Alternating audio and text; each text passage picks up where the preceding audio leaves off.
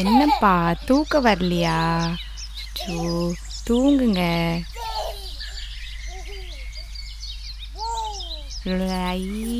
தூங்குடா கண்ணா, அம்மாக்கு வேலை இருக்குல்ல.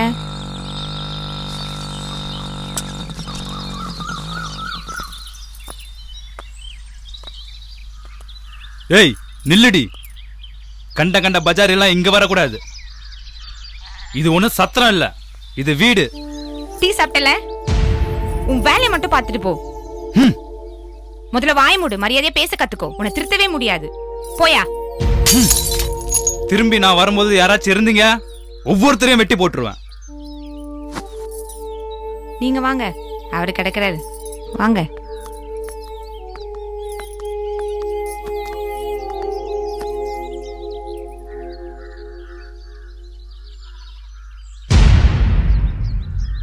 என்னம்மா, ஏன் இந்த மாதிரி ஒரு முடிவெடுத்த? சலீம் மேல இருக்கிற காதல சாகடிக்க முடியல. நான் செத்தால அவனை மறக்க முடியாது. அந்த ராத்திரியில தெளிவா என்னால முடிவெடுக்க முடியல. என்னால பழைக்க முடியலனா ஏதாவது ஆத்துல விழுந்தாவது என்னோட வாழ்க்கையை முடிச்சுப்பேன். அதே நாளைக்கு குழந்தை பிறந்துட்டா அதை நினைச்சு பார்க்கவே எனக்கு ரொம்ப பயமா இருக்கு ரசியா.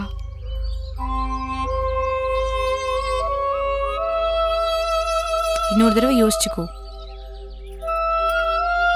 உங்களை மாதிரியே ஒரு அம்மாவாய் குழந்தை வளர்க்க ஆசைதான். ஆனா எப்படி முடியும்?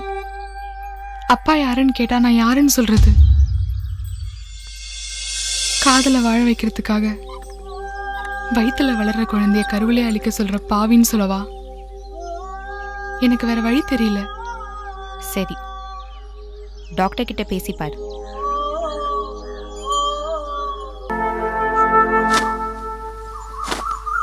சலிமானா வர சொல்லி தகவல் அனுப்பிச்சிருக்கேன்.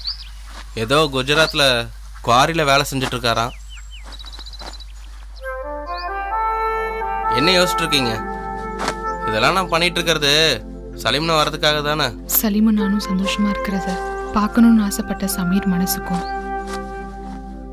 எனக்கு செய்யற உதவிக்கு கடவுளை கையெடுத்து கும்பிடணும் போல ஆசையா இருக்கு. ஒரு நல்ல நண்பனை அறிமுகப்படுத்தினதுக்கு சலீம்க்கு நன்றி சொல்லணும் போல இருக்கு.